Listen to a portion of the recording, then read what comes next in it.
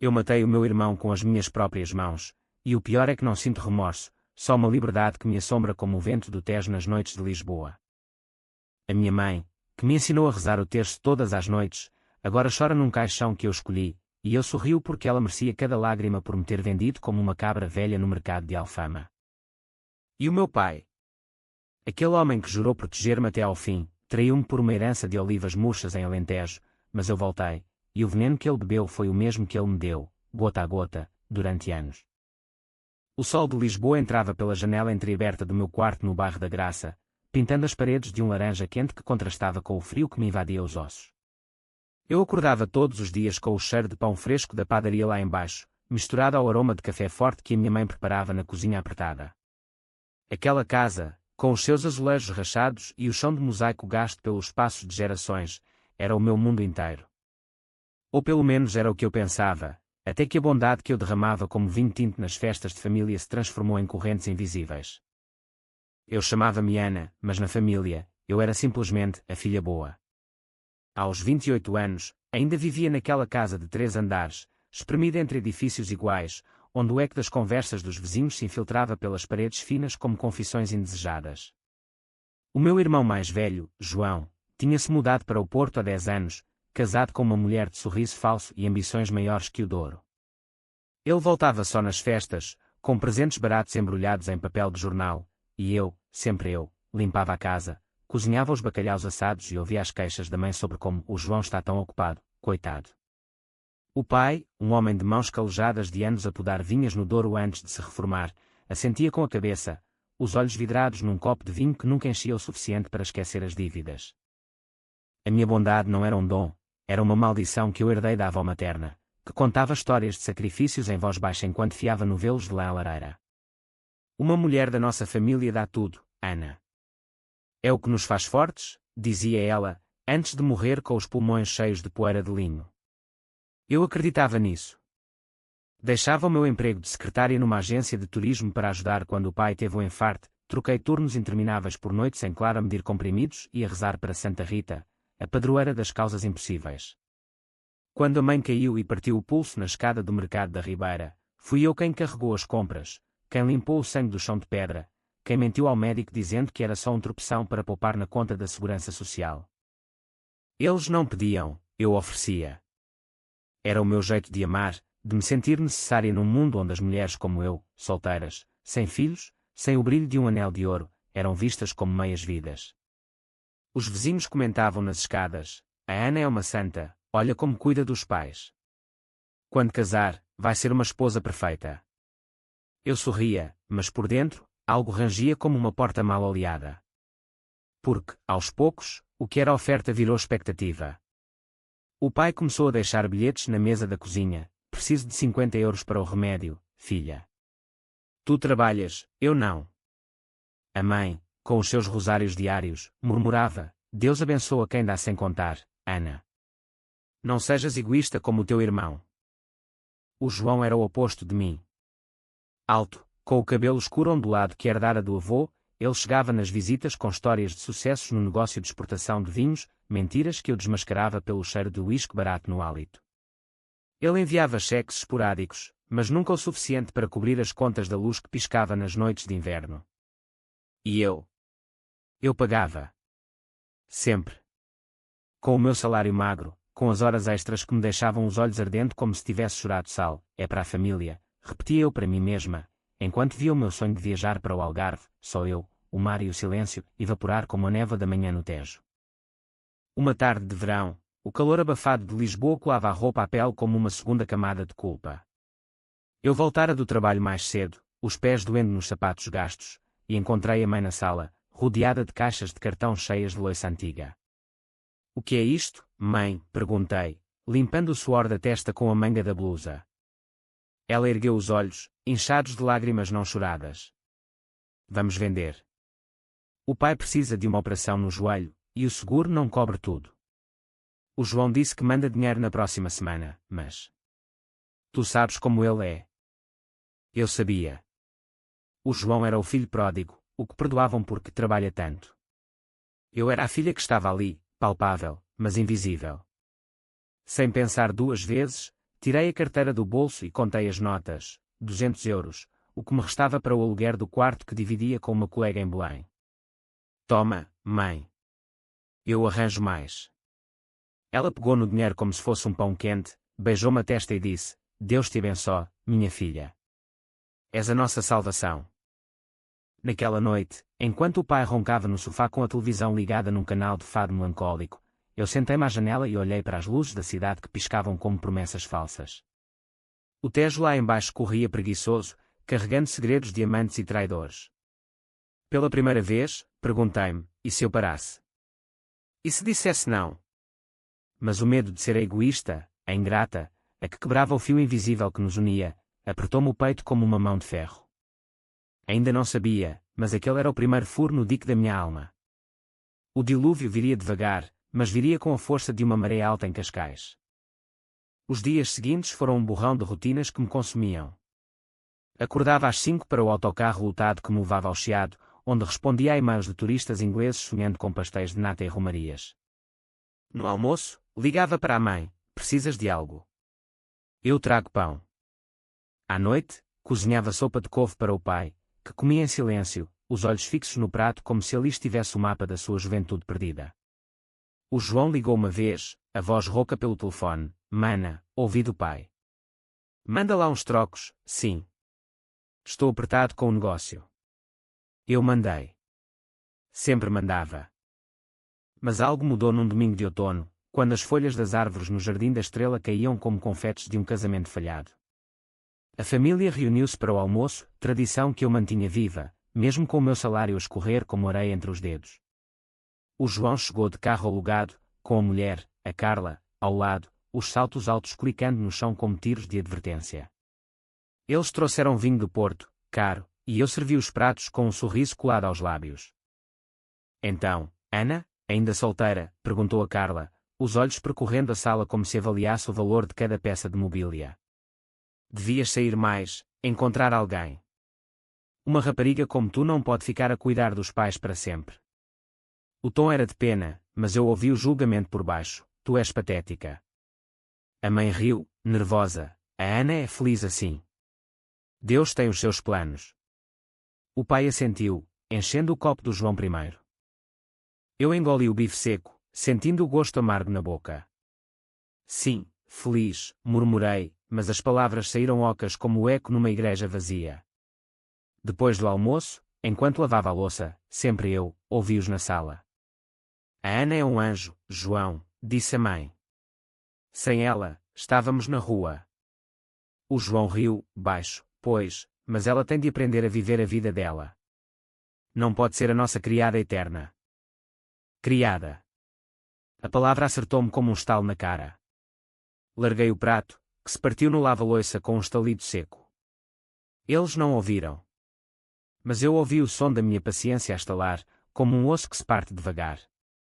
Naquela noite, sozinha no quarto, peguei num caderno velho e comecei a escrever. Não eram cartas de amor ou sonhos de viagem, eram contas. Dinheiro emprestado, favores não pagos, noites roubadas. O número crescia, página após página, como uma dívida que eu nunca cobraria. Ou talvez cobrasse. O pensamento veio fugaz, como uma brisa do Atlântico, e eu afastei-o. Ainda não era tempo. O inverno chegou cedo aquele ano, com chuvas que transformavam as ruas de Lisboa em rios de lama e segredos. O pai piorou, o joelho inchou como uma rolha de cortiça, e o médico falou em cirurgia particular, 5.000 euros que não tínhamos. O João prometeu ajudar, mas o cheque que chegou era de 500, rabiscado com pressa. Desculpa, mana, os impostos estão a matar-me, disse ele ao telefone. Eu vendi o meu colar de prata, herança da avó, no mercado de Ladra. Comprei o bilhete para a operação. Na véspera, no hospital de Santa Maria, o pai apertou-me a mão, os dedos frios como mármore. Obrigado, filha. Sem ti, eu era homem morto. A mãe chorava baixinho, o terço entre os dedos. Eu sorri, mas por dentro, uma voz sussurrava: e quando eu fora morta? Quem me salva? A operação correu bem, mas o pós-operatório foi um inferno de fisioterapia que eu pagava do bolso. O João visitou uma vez, trouxe flores murchas e partiu no dia seguinte para uma reunião em Madrid. Foi nessa altura que conheci o Miguel. Ele trabalhava na agência, um guia turístico com olhos castanhos como o café da manhã e um riso que ecoava como o fado nas tabernas do Bairro Alto. Queres vir a um concerto no Hot Club? Perguntou-me um dia, enquanto partilhávamos um cigarro na pausa. Eu hesitei, quando foi a última vez que saí por mim. Mas disse sim. Aquela noite, sob as luzes ténues do jazz, senti algo acordar, desejo, não obrigação. Dançámos devagar, os corpos colados ao ritmo da música, e quando ele me beijou no escuro, o mundo pareceu expandir-se além das paredes da graça. Mas a família notou. A mãe ligou no dia seguinte: onde estiveste ontem, Ana? O pai precisava de ti para o remédio. Culpa, sempre a culpa, como um vinho azedo que se infiltra na veia. Eu menti, trabalho extra. Mas o Miguel tornou-se o meu segredo, os encontros roubados em cafés de Alfama, passeios pelo castelo de São Jorge onde contávamos histórias de fantasmas. Ele via-me, realmente via, tu dás tanto, Ana. Mas e tu? O que queres para ti? O que eu queria? Liberdade. Mas a família era uma teia de aranha, pegajosa e antiga como as lendas das Moras Encantadas. E eu, a mosca, debatia-me devagar. O Natal aproximava-se como uma carruagem puxada por burros teimosos, trazendo consigo o peso das tradições que me sufocavam. Em Lisboa, as luzes da Avenida da Liberdade piscavam como estrelas falsas, e o ar cheirava a castanhas assadas e a promessas de renovação. Mas na nossa casa, o Natal era um ritual de contas não saldadas. Eu decorava a árvore com enfeites de vidro que a avó pintara à mão, pendurava o presépio na lareira e cozinhava o peru recheado com castanhas e salsichas, enquanto a mãe se queixava do frio que lhe doía nos ossos e o pai contava histórias do Douro, os olhos distantes como se ainda visse as vinhas arder no sol de agosto. O João chegou na véspera, com a Carla e os 2 filhos pequenos, que corriam pela sala como ratos no navio afundando. Eles trouxeram presentes embrulhados em papel brilhante, para todos menos para mim, claro. Ah, Ana, tu não precisas, tens tudo aqui, disse a Carla, com um sorriso que não chegava aos olhos. Eu assenti, servindo o vinho do Porto que eu comprara com o meu salário de dezembro.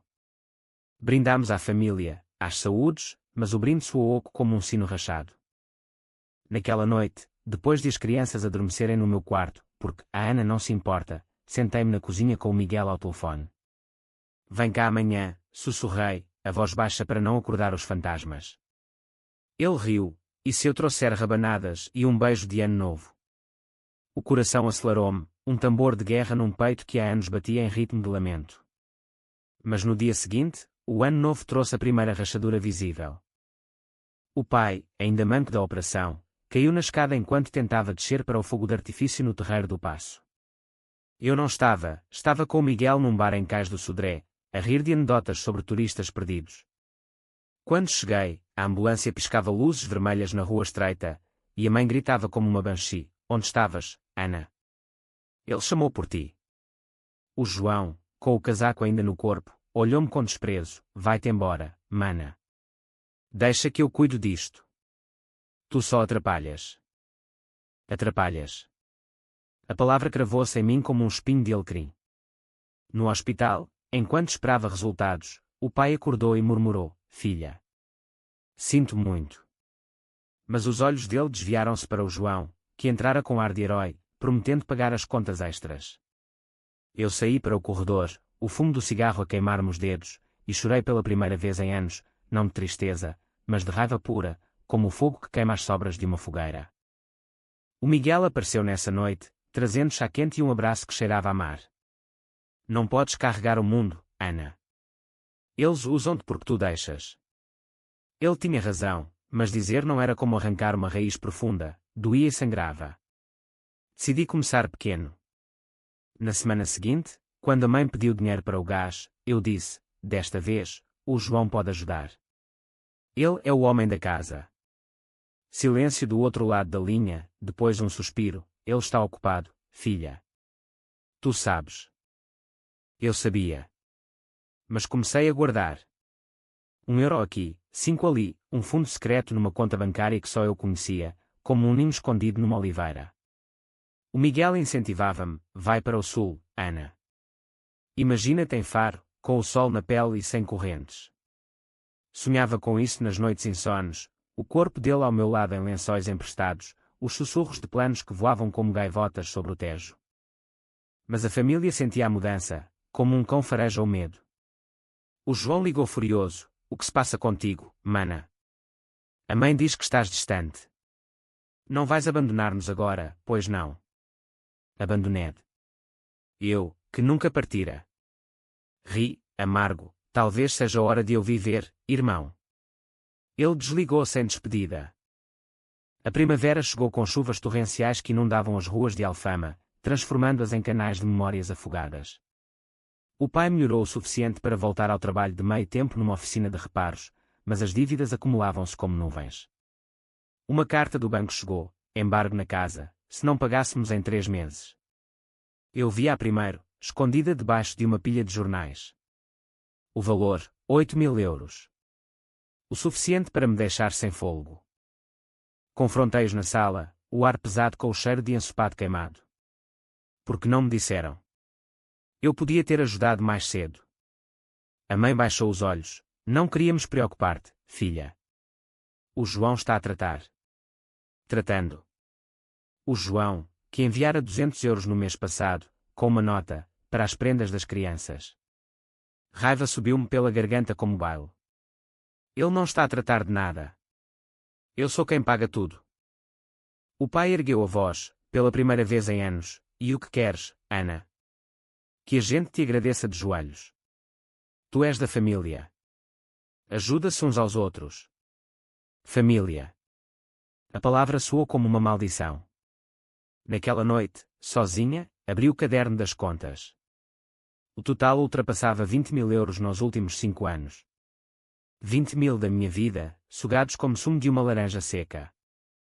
O ponto de ruptura veio num sábado de maio, com o sol a bater impiedoso nas janelas. O João anunciou uma visita, não por amor, mas por necessidade.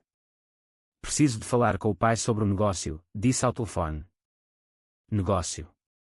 Ele queria convencer o pai a hipotecar a casa para investir numa nova linha de vinhos orgânicos. Orgânicos, como a minha raiva, que crescia pura e sem aditivos. Eles reuniram-se na sala, vozes abafadas atrás da porta fechada. Eu ouvi tudo da cozinha, o copo de água tremendo na mão. Pai, é uma oportunidade. Com o teu nome no papel, o banco aprova já. A Ana não precisa saber, ela é sensível demais. Sensível. O pai hesitou, mas a casa é dela também, João. E ela tem dado tanto. O João riu, dado. Ela vive aqui de graça, como à nossa mesa. É o mínimo. O mínimo. Larguei o copo, que se estilhaçou no chão como o meu último fiapo de lealdade. Entrei na sala, os olhos em chamas. O mínimo. Eu dei tudo. A minha juventude, o meu dinheiro, a minha vida. E vocês planeiam vender o que resta pelas costas. O silêncio caiu como uma cortina de ferro. A mãe entrou, pálida. Ana, calma. É para o bem de todos. Bem de todos menos o meu. O João levantou-se, o rosto vermelho como vinho tinto. Sai daqui, mana. Isto não te diz respeito. Vai cuidar da tua vidinha de solteirona. Solteirona. A palavra final, o golpe de misericórdia. Saí porta fora, o coração martelando como o sino da Sé de Lisboa ao meio-dia. Corri pelas ruas, o ar quente a queimar os pulmões, até ao mirador da Senhora do Monte, onde me sentei num banco de pedra e chorei até o sol se pôr. O Miguel encontrou-me lá, guiado por um telefonema desesperado. Acabou, Miguel? Eles querem a casa. Querem tudo. Ele abraçou-me, o cheiro de sal e aventura no colarinho. Então vai-te embora. Comigo. Começa de novo. Começar de novo. As palavras dançavam na minha mente como folhas ao vento. Mas o ódio, esse, enraizava-se fundo, como as vinhas no solo alentejano. Naquela semana, comecei a planear. Não uma fuga, uma vingança. Fria, calculada, como o aço de uma navalha de barba que o pai usava aos domingos. Pesquisei no computador do trabalho, como hipotecar propriedades em Portugal, como falsificar documentos, não para mim, mas para entender as fraudes do João. Descobri que o negócio dele era uma pirâmide de dívidas, com o nome do pai como fiador em vários empréstimos. 20.000, não era nada comparado ao buraco que ele cavara. Confrontei o João por mensagem: sei do que estás a planear. Ou conto tudo ao pai. Ele respondeu rápido: não te metas, Ana. Ou vais arrepender-te. Arrepender. Eu já me arrependera de nascer naquela família. O verão instalou-se com o calor de um forno, e eu fervia por dentro. O Miguel propôs casamento, num jantar à luz de velas no Time Out Market, com o Tejo a brilhar lá fora. Casa comigo, Ana. Vamos para o Algarve, longe disto. O anel era simples, prata com uma pedra azul como o céu de Sagres. Eu disse sim, mas o sim veio com um preço: a vingança primeiro.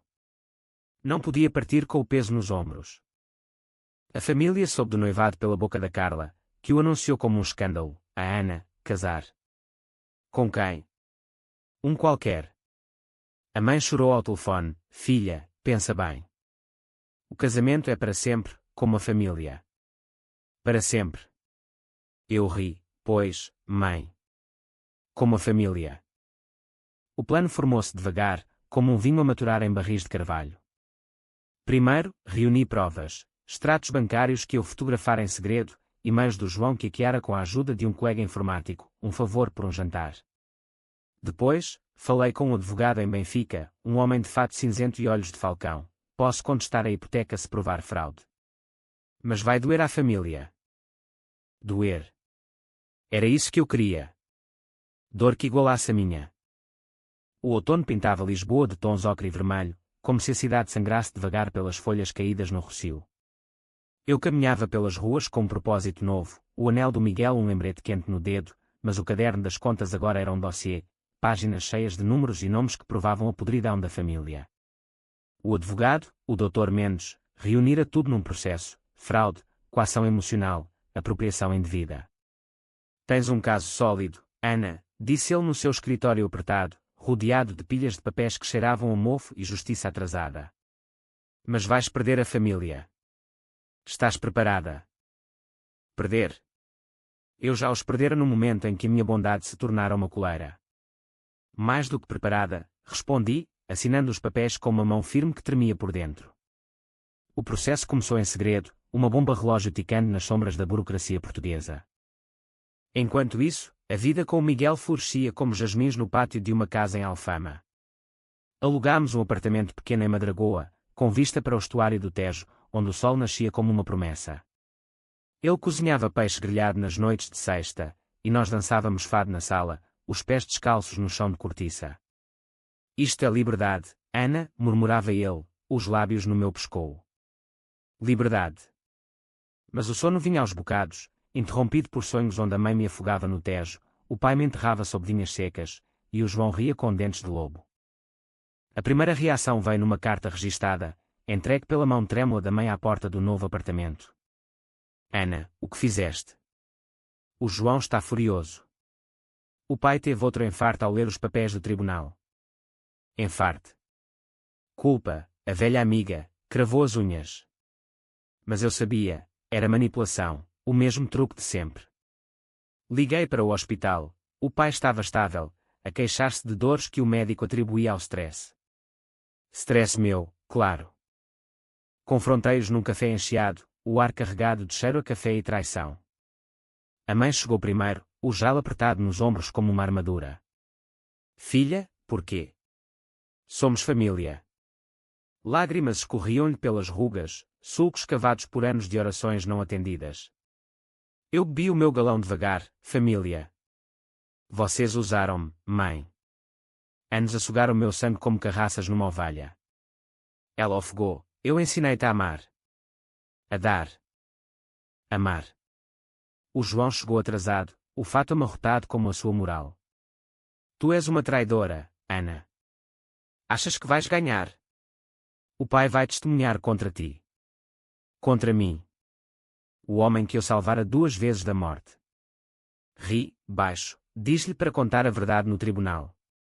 Sobre os cheques falsos, os empréstimos em nome dele. Ele empalideceu, os olhos como poças de lama. Não sabes com quem te metes. Eu sabia. Comigo mesma, a mulher que acordara do sono de décadas. O processo avançou, audiências em Lisboa, onde juízes de toga negra ouviam as minhas queixas com rostos impassíveis. O Dr. Mendes era um tubarão, desmontando as mentiras do João como um pescador limpa um sardinho. A réu apropriou-se de bens familiares, argumentava ele, mostrando extratos que eu reunira como um caçador armadilhas. O João contra-argumentava com advogados caros, financiados por sabe-se lá que dívidas, mas as provas eram irrefutáveis. A família rachou-se como um azulejo antigo. A Carla ligou uma noite, a voz venenosa: estás a destruir tudo por orgulho. Os miúdos perguntam pela tia Ana. Vais deixá-los sem avô? Os miúdos. Sobrinhos que eu mimara com doces de ovos e histórias de princesas mouras. Mas o orgulho? Não, era justiça, tardia e amarga como um medronho alentejano. O pai testemunhou por último, numa sala fria do tribunal, apoiado numa bengala que eu comprara. Os olhos dele encontraram os meus, e por um segundo, vi o homem que me carregara aos ombros nas festas de São João. Eu errei, Ana, murmurou, a voz rouca. A tua mãe e eu. Confiámos no João. Pensámos que era o futuro. O juiz inclinou-se, e a acusada. Como a tratou? Silêncio. Depois, ela foi o nosso pilar. Sem ela, caímos. O verdito veio em dezembro, com o Natal a aproximar-se de novo. O João foi condenado a restituir 15.000 euros, mais juros, e proibido de gerir finanças familiares. A casa ficou comigo e com os pais, mas com cláusulas que me protegiam. Vitória. O Dr. Mendes apertou-me a mão. Parabéns, Ana. Recuperaste a tua vida. Mas ao sair do tribunal, o ar de Lisboa úmido como lágrimas, eu não sentia júbilo, só um vazio que ecoava como o vento nos túneis do metro. A família não perdoou. A mãe cortou contacto. Deus julgará o teu coração ingrato. O pai enviou uma carta. Perdoa-nos, filha. Mas o João é sangue. Sangue. O meu sangue, derramado em gotas invisíveis ao longo dos anos. O João fugiu para o Porto, a Carla atrás com malas de ressentimento, prometendo apelo. Eu casei-me com o Miguel em janeiro, numa cerimónia simples na igreja de São Roque, com o Tejo a testemunhar pelo vitral. Vestido branco como rendas de peniche, flores de laranjeira no cabelo. Os poucos amigos aplaudiram, mas o banco vazio onde a família devia sentar-se era um buraco negro. Eles virão, disse o Miguel, beijando-me a mão. Mas não vieram. O telefone tocou durante a lua de mel em Lagos, a mãe, a voz fraca. O pai morreu esta noite, Ana. Enfarte. Pede perdão. Morreu. O mundo parou, o mar do Algarve rugindo como um lamento. Voltei a Lisboa num comboio que balançava como o meu coração, o Miguel ao lado em silêncio solidário. O funeral foi numa capela em Belém, o cheiro de cera e incenso sufocante. A mãe, viúva agora, olhou-me como se eu fosse um estranho. Ele morreu a chamar por ti. Culpa, de novo, mas misturada a algo mais escuro, ódio por ela, por ele, por mim por ter acreditado. O João apareceu, olhos vermelhos do uísque, vês o que fizeste. Mataste-o com o teu egoísmo. Egoísmo. Eu, que dera tudo. Avancei, a voz baixa como um fado. Não, irmão. Vocês mataram-no com as vossas mentiras. E eu? Eu só parei de morrer por vós. Ele ergueu a mão, mas o Miguel interveio, o corpo tenso como uma corda de guitarra. Naquele momento, sob o sino da capela que dobrava lúgubre, o ódio cristalizou-se. Não era só justiça legal, era pessoal, visceral, como arrancar uma erva daninha pela raiz. Comecei a planear de verdade, não mais papéis, mas ações. Veneno lento, como o que eles me deram, indiferença disfarçada de amor. De volta ao apartamento em Madragoa, o Miguel perguntou, o que vais fazer? Olhei para o Tejo, negro sob a lua, vingar-me. Não por ódio, mas por equilíbrio. Ele hesitou, mas assentiu, então faz. Mas não te percas nisso. Perder-me? Eu já estava perdida, mas agora encontrava o caminho de volta através da escuridão. O inverno de 2025 engoliu Lisboa num manto de neblina e chuva, como se o céu chorasse pelos pecados não confessados. Eu acordava com o som das gaivotas sobre o Tejo, mas o sono era leve, fugidio, povoado por visões do pai no caixão de carvalho simples que escolhi, madeira do Alentejo, onde ele nascera. O testamento dividira tudo, a casa para mim e a mãe, as vinhas para o João, com uma cláusula que eu impus via advogado, supervisão financeira. Mas o dinheiro? Ele evaporara nas mãos do irmão, deixando ecos de cheques sem fundos. A mãe mudou-se para um quarto de pensão em Moraria, para não te incomodar, disse, mas os olhos dela diziam, para te punir. Eu visitava-a aos domingos, levando pão de mafra e frutas do mercado, mas as conversas eram minas. O João precisa de ajuda, Ana. Ele perdeu o emprego. Emprego. O negócio dele colapsara como um castelo de cartas no vento do norte. Eu dava 50 euros, nunca mais, e saía com o estômago apertado. O Miguel via a mudança em mim. Estás a endurecer, amor. Como pedra. Endurecer. Sim, como o granito das muralhas de Óbidos, onde passeávamos nos fins de semana, fingindo normalidade. Mas à noite, sozinha, abria o portátil e mergulhava no mundo sombrio da internet, fóruns de dívidas, histórias de vingança familiar em Espanha e Itália, nações vizinhas com sangue quente como o nosso. Aprendi sobre sabotagem subtil, anónimos ao banco, denúncias fiscais, rumores espalhados como sementes de mostarda. O primeiro golpe foi ao João. Descobri, através de um contacto no antigo emprego, que ele procurava investidor para um novo esquema, vinho artesanal para exportação. Contactei-o como investidora anónima, uma tal de Sr. Oliveira, de Évora. Encontros em cafés neutros, onde ele vendia sonhos com o charme de um vendedor de figos secos. Eu gravava tudo, a voz dele a prometer retornos impossíveis. Depois, enviei os áudios ao banco principal, com uma nota, fraude em curso. Verifiquei. O pânico dele foi delicioso. Ligou-me uma noite, bêbado, Ana, és tu. Para com isto. A Carla vai deixar-me, os miúdos. Ri, frio, karma, irmão. Sento o que eu senti. Ele gritou obscenidades, mas desliguei, o coração batendo em triunfo misturado a náusea. Vingança não era doce, era azeda, como azeitonas verdes mordidas sem sal. A mãe soube, claro. Veio ao apartamento numa tarde de granizo, o casaco encharcado, como pudeste. Ele é teu irmão. Irmão. O homem que me chamara criada, que roubara o futuro do pai. Ele destruiu-se sozinho, mãe. Eu só acendi a luz. Ela caiu de joelhos, o terço caindo no chão. Deus castiga os filhos que traem. Trair. Eu. A traidora era ela, que vira tudo e fechara os olhos. O Miguel interveio. Chega, Ana. Tens a tua vida agora. Mas a vida ainda cheirava a obrigação, a ecos de ajuda à família. Decidi ir mais fundo.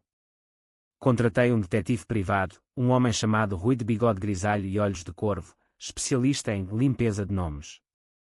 Ele desenterrou o passado do João, dívidas de jogo em casinos do Estoril, uma amante em Coimbra com promessas de divórcio, cheques falsos assinados com o nome do pai. Com isso, anónimos à Carla, fotos da amante, cópias de contas. O divórcio veio rápido, como um furacão no Atlântico. O João ligou, a voz quebrada, perdi tudo por tua causa. Vem cá, mana. Conversamos. Conversar. Aceitei, num bar em Alcântara, o ar salgado do rio misturando-se ao fumo dos cigarros. Ele estava destruído, barba por fazer, olhos encovados como buracos de minhoca. Porquê, Ana? Éramos tudo para ti. Tudo. Ri, amargo, tudo menos eu. Vocês tomaram a minha bondade e fizeram dela uma prisão. Agora, pagas a sentença. Ele chorou, o grande João, o herói da família, lágrimas caindo no copo de cerveja. Perdão. Eu mudo. Perdão. A palavra pairou, tentadora como um pastel de nata fresco. Mas o ódio era mais forte, uma raiz que se entrelaçava no meu peito. Saí dali com o plano final a formar-se, não morte, mas ruína total. Usando o Rui, infiltrei-me na nova empresa do João, um armazém em Chelas, cheio de barris vazios e sonhos podres. Sabotagem subtil, relatórios falsos à ASAI, inspeções surpresa por queixas anónimas. O negócio fechou em semanas, credores batendo à porta como cobradores de almas. A mãe adoeceu então, pneumonia que a levou ao hospital de São José. Eu cuidei dela, ironicamente, medindo febris e orações que não recitava. Por que tanto ódio, filha? Perguntou ela, a voz fraca como folhas secas. Ódio. Não é ódio, mãe. É o preço da verdade. Ela morreu 3 dias depois, os olhos fixos no crucifixo da parede, sem bênção final para mim. O funeral dela foi o fim de uma era, só eu e o João no cemitério dos prazeres, a chuva lavando as campas como lágrimas de pedra. Ele olhou-me, satisfeita agora. Mataste-nos a todos.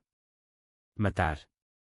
A palavra ecoou, e algo quebrou em mim, não remorso, mas uma clareza gélida. Não, irmão. Vocês mataram-me primeiro.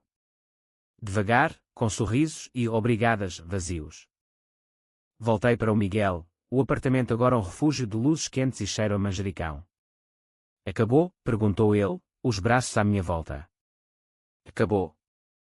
O ódio dormia, mas acordava nos sonhos. Por agora, respondi, beijando-o. Mas o plano final fervia, o João, sozinho, sem nada, seria o meu espelho quebrado. A primavera de 2025 desabrochou em Lisboa com uma ferocidade de pétalas rasgadas pelo vento, como se a natureza zombasse da minha alma em frangalhos. O apartamento em Madragoa tornara-se prisão e santuário, paredes pintadas de azul tejo, mas sombras que se estendiam como dedos da mãe morta, acusando-me em silêncio. O Miguel trabalhava mais horas, guias turísticos para americanos sonhando com impérios romanos, e eu fingia normalidade, cozinhava arroz de marisco, ria de piadas sobre o trânsito na ponte 25 de Abril. Mas à noite, o sono era um inimigo, povoado por vozes, ingrata. Traidora. Assassina. O João afundara-se no abismo que eu cavara. O detetive Rui reportava, despejado do apartamento no Porto, a dormir num sofá de um primo em Gaia, bebendo gin barato em tabernas onde o fado soava como lamento pessoal. A Carla levara os filhos para a casa dos pais dela em Setúbal, com uma ordem de restrição por comportamento errático. Errático. Eu sabia, era o pânico de um homem sem máscara, nu perante o espelho da sua mediocridade. Eu podia parar. A lei fizera justiça parcial, a morte dos pais fechara o capítulo. Mas o vazio no peito exigia mais, não sangue, mas humilhação, o tipo que corrói como sal numa ferida aberta. Contactei o Rui de novo, quero o quebrado. Totalmente. Ele hesitou, o bigode franzindo. Isto é perigoso, senhor, ele pode revidar. Revidar. O homem que me roubara a juventude. Faça. O plano era uma teia. Primeiro, isolei socialmente. Anónimos aos primos, aos amigos de infância, o João anda a dever dinheiro. Fuja dele. As portas fecharam-se, uma a uma, como conchas ao toque. Depois, o golpe financeiro final, usando contactos no banco, um favor ao Dr. Mendes, congelei as poucas contas que restavam, alegando suspeita de lavagem. Ele ligou-me, a voz rosnado, para, Ana. Eu sei que és tu. Vais pagar por isto. Pagar. Ri ao telefone, já paguei, irmão. Anos da minha vida. Desliguei, o coração um tambor de guerra. O Miguel descobriu, numa noite de discussão acesa, estás a tornar-te como eles, Ana. Vingativa, cruel. Cruel. As palavras acertaram como um murro. Chorei nos braços dele, eles fizeram-me assim. Eu só. Equilibra a balança. Ele perdoou, mas o olhar dele mudou, dúvida, como uma fresta numa porta trancada. O clímax veio num sábado de junho, com o sol a queimar as ruas de Belém como uma fornalha. O Rui ligou, ele está no cais do Sodré, a mendigar emprego num barco de pesca. Vai agora. Fui, de táxi que cheirava a peixe e desespero, o coração apertado como um punho. Encontrei-o encostado a uma pilha de caixotes, a roupa amarrotada, o rosto sulcado por noites sem sono. Ana, murmurou, reconhecendo-me sob o chapéu de palha. Não fugiu, caiu de joelhos na pedra molhada do cais, o Tejo lambendo as botas dele como um cão faminto. Ajuda-me. Por Deus, mana. Eu errei. Perdão. Perdão. A palavra que eu ansiara ouvir do pai, da mãe. Mas agora, soava falsa, como um sino de latão. Ajoelhei-me, o vestido roçando a sujidade. Lembras-te do dia que me chamaste criada? Ou quando vendeste a casa pelas costas? Ele soluçou. Eu era um idiota. O orgulho. O dinheiro. Perdi tudo. Tudo. Olhei para os olhos dele, espelhos do meu próprio inferno, e eu. Perdi a juventude, os sonhos, a fé na família. Agora, sentes o vazio. Ele assentiu, quebrado como um boneco de trapos. Levantei-me, o vento salgado a secar as lágrimas que não chorava, então vive com ele. Talvez aprendas o que é bondade verdadeira, dar sem esperar. Saí dali, o cais e quando os soluços dele, e pela primeira vez, senti paz. Não, alívio, como soltar uma âncora que me arrastava para o fundo. Mas a vingança tem custo. Dias depois, o Miguel confrontou-me, vi os relatórios do Rui. Acabou. Acabou. Abracei-o, sim. Vamos para o Algarve, como sonhávamos. Vendemos o apartamento, compramos uma casa pequena em Faro, com jardim de laranjeiras e vista para o mar. A vida recomeçou. Eu abri uma pequena agência de guias locais, contando histórias de moras e navegadores, o Miguel ao lado, a mão na minha como âncora verdadeira. O João. Ouvi dizer que se reformara num mosteiro no Gerês, a rezar pelos pecados. Redenção. Talvez. Mas o meu coração, endurecido como cortiça, não perdoava, não esquecia. A família morrera comigo, mas eu renascera das cinzas, uma fênix com garras. O verão no Algarve estendia-se como um manto dourado, o sol de Faro beijando a pele com promessas de esquecimento. A casa nova, com paredes caiadas e telhado de telha vermelha, cheirava a sal e jasmim, e o mar rugia ao fundo como um amante impaciente. Eu acordava com o Miguel ao lado, o peito dele subindo e descendo em ritmo calmo, e pela primeira vez em anos, o espelho devolvia uma mulher inteira, olhos claros, sorriso sem sombras. Mas a mente é um oceano traiçoeiro, as ondas do passado rolavam de volta, suaves no início, depois furiosas.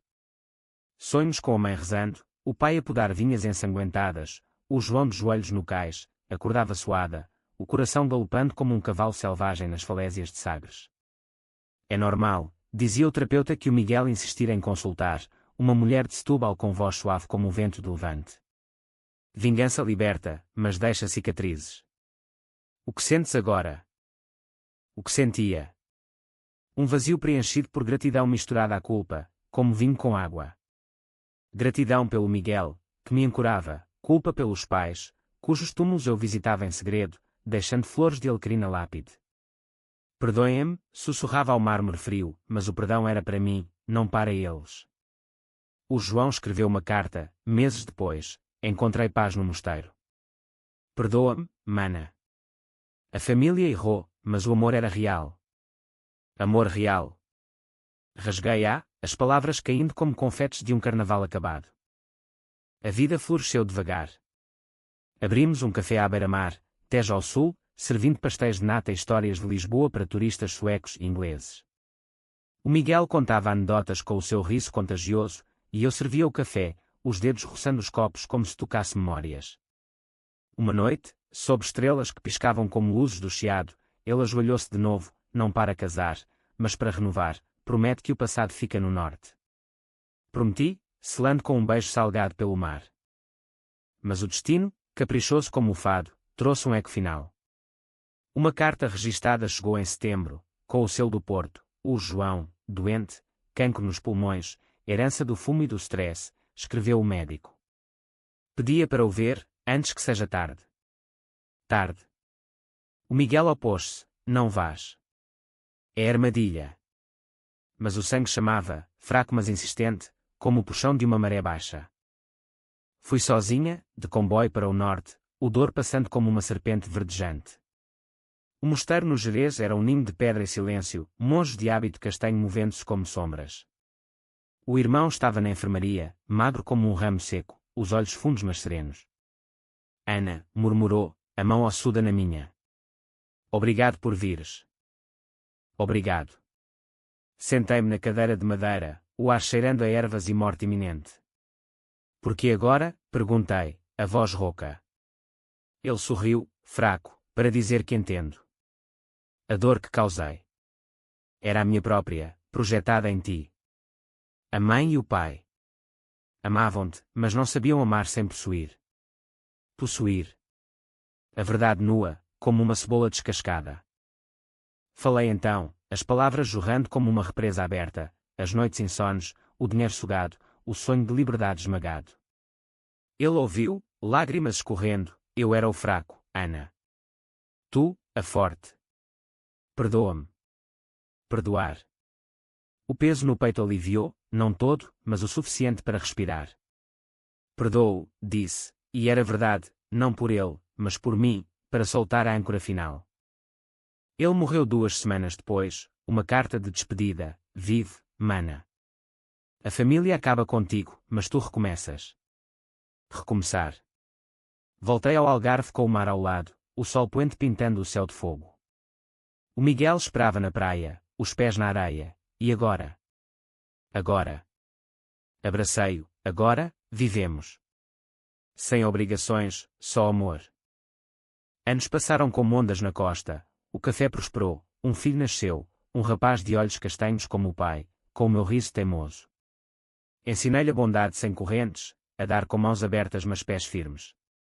Lisboa tornou-se memória, visitada em sonhos mas não em corpo. A vingança. Uma cicatriz desbotada, lição gravada na alma, a família pode quebrar-te, mas tu reconstróis-te, tijolo a tijolo, sob o sol impiedoso da verdade. E assim, no fim, não era sobre eles, era sobre mim. A mulher que transformou a obrigação em força, descarta em renascimento. O Tejo corre ainda, levando segredos para o mar, mas eu fico, livre, com o vento no cabelo e o coração inteiro.